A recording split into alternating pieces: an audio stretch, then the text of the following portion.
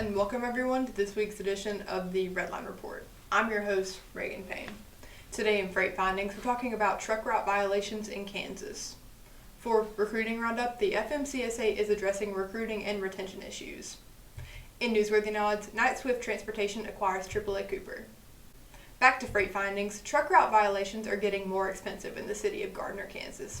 What used to be a range fine from $50 to $200 is now always $200. There are talks of warnings and increased fines for multiple violations, and if you have trucks running through this area, or if you're just interested, I've got the approved truck routes listed in the PDF below. Also there for Freight Findings are a few post-Independence Day comments for spot rates.